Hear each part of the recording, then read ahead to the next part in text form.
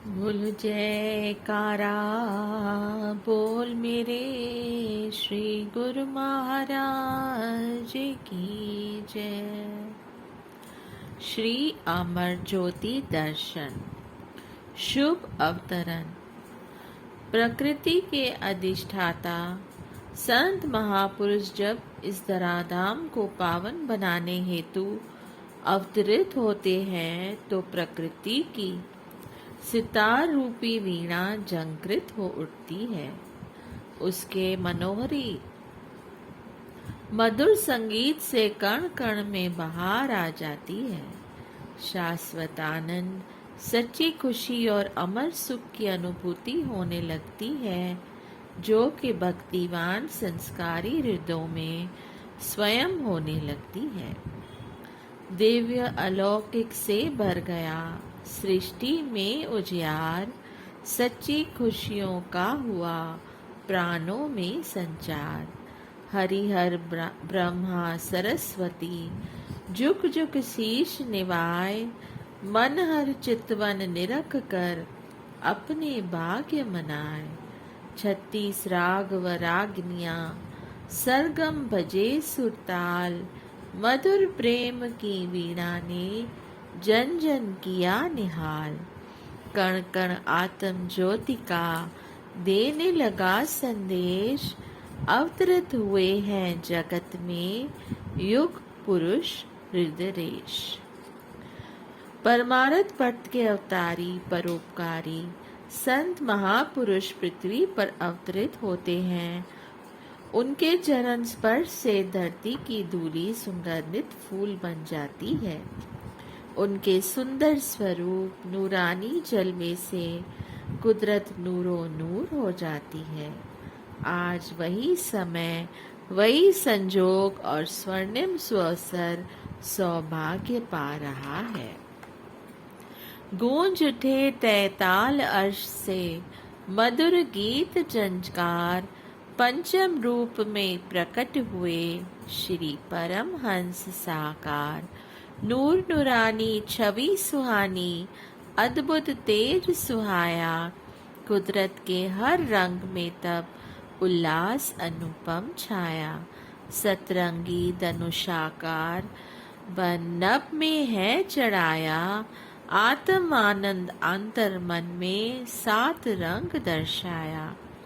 प्रेम सागर प्रेमी दिलों में खुशियां बन लहराया, अद्भुत अनुपम भक्ति का आनंद निराला पाया।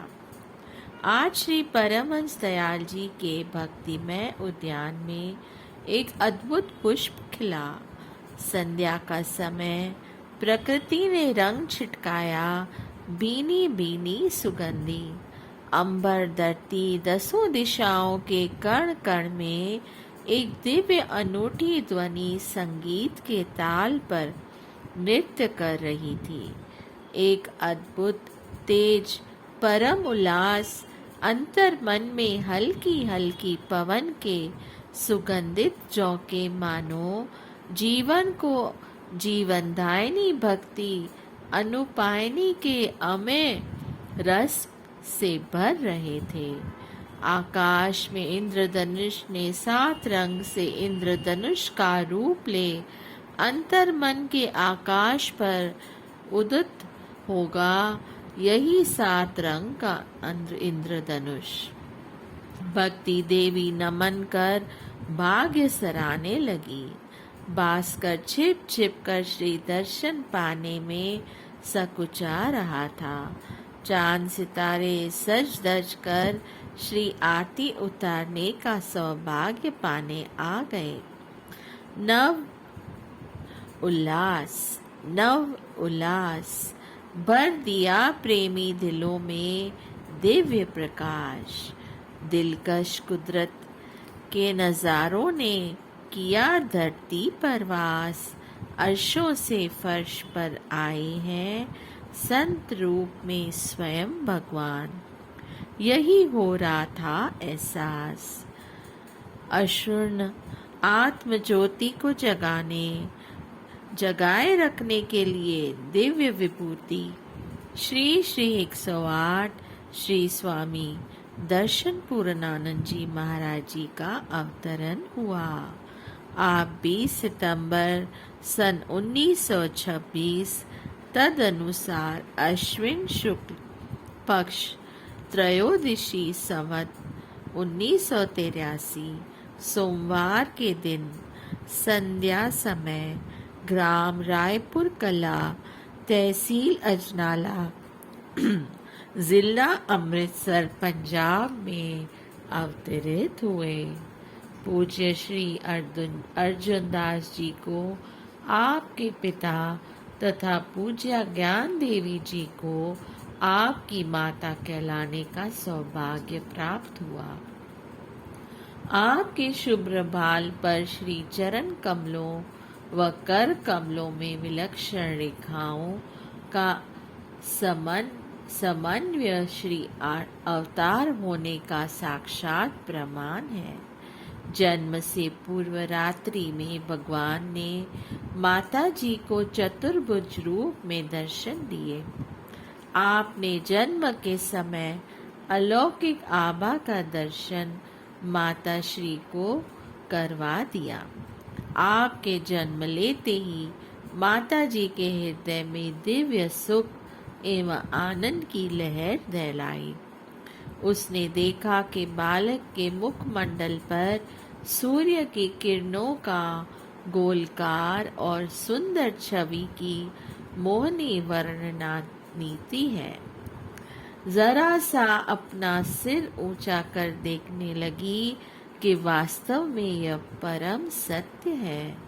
क्या देखा कि सिर की ओर सफेद लंबा चोला पहने, सफेद दुपट्टे से शीश ढके, मुस्कुराते हुए आशीष दे रहे हैं, मानो कोई पैगंबर हो। माता ने 10 मिनट तक इस दिव्य तेज के दर्शन किए। पुनः आपकी ओर निहारा तो आपके मस्तक पर श्री चंद्रमा की ज्योति को चमकते हुए पाया। जब वह स्वरूप आंखों में से ओझल हुआ तो उसने आपके मस्तक पर हाथ फेरते हुए पास बैठी वृद्धा से कहा, नानी, यहाँ क्या हुआ था?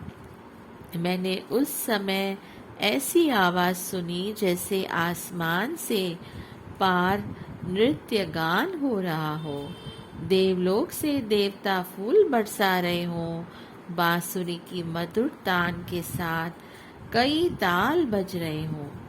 उन फकीर का तेज में वर्णन नहीं किया सकता। मेरा शरीर रोमांचित हो रहा था। मैं उस फकीर को बैठने के लिए भी न कह सकी।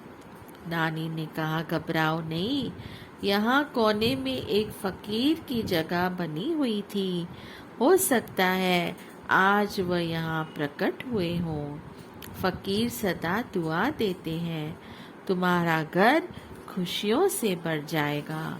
आज मैं वहाँ जाकर दीप पर जगा आती हूँ। भगवान श्री कृष्ण चंद्र जी महाराज ने परम सखा अर्जुन को विराट रूप दिखाया और दर्शाया कि सारी सृष्टि मुझ में समाई है। इसमें मुझे किस भक्त पर किस समय कृपा करके गोपनीय ऐश्वर्य युक्त रूप को दर्शाना है और उरुण होना है। इसी रूप ने माता यशोदा से वात्सल्य पाया। उसके उरुण होने के लिए मुंह में मिट्टी के बहाने दर्शन दिखाया। अब यहाँ यह दर्शा रहे हैं कि संत रूप में प्रकट होने के लिए सुंदर आभा को निरखा रहे हैं।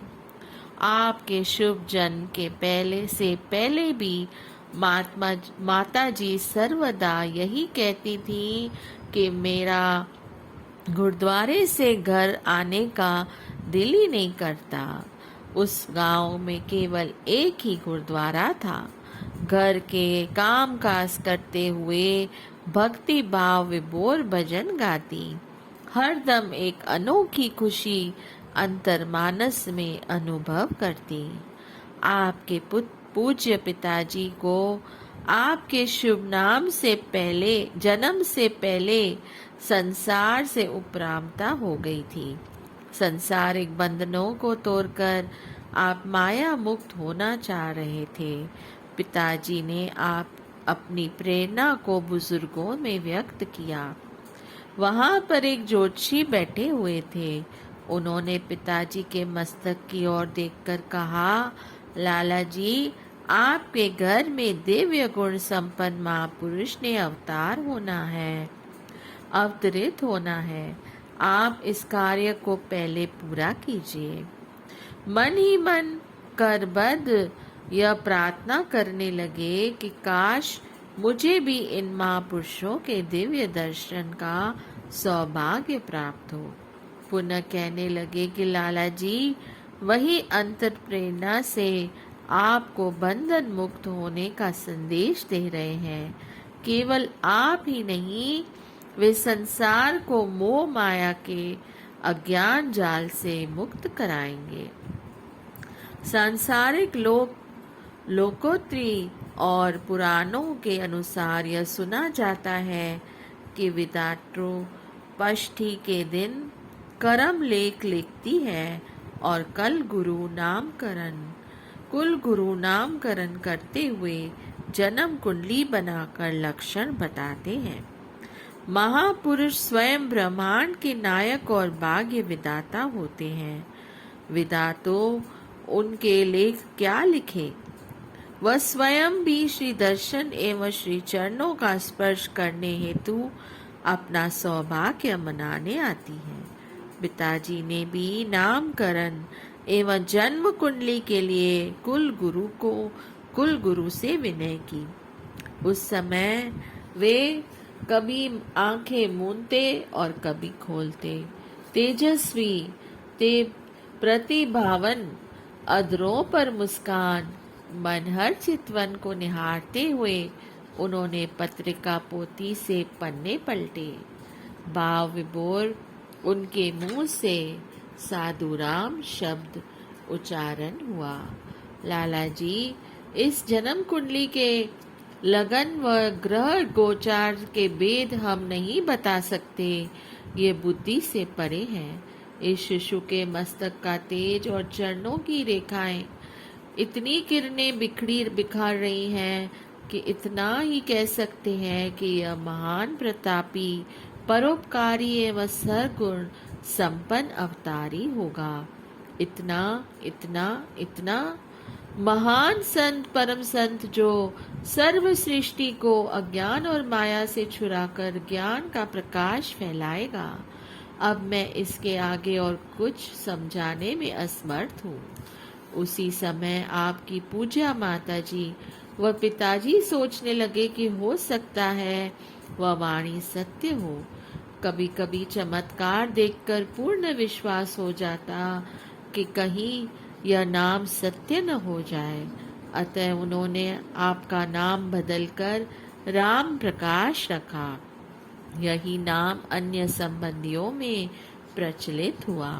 आपके जन्म के कुछ समय उपरांत पिताजी को संसार से उपरामता हो गई। वे हरिद्वार में एकांत वातावरण में रहने लगे। अधिकांश समय वहीं व्यतीत करते। यहाँ उन्होंने साधु वेश भी धारण कर लिया। जब कभी घर लौटते तो एक कमरे में बड़े सुपुत्र अमरनाथ जी आटा, घी, चावल आदि भर देते। पिताजी अपनी मस्ती में फकीरों, साधुओं, संतों में बांटते रहते। मानो मौन रहते ही मौजवश कहते, साधु ही साधु। आपकी बाल लीलाओं का सौभाग्य रायपुर कला गांव को धरती को मिला। मिट्टी के घर, मिट्टी की सड़कें और पास में कलिकाल करती हुई रावी का किनारा मिट्टी से बना हुआ। आपने दर्शा दिया कि संत महापुरुष धरती की पुकार को सुनते हैं। महापुरुषों के चरण स्पर्श से मिट्टी भी सोना बन जाती है।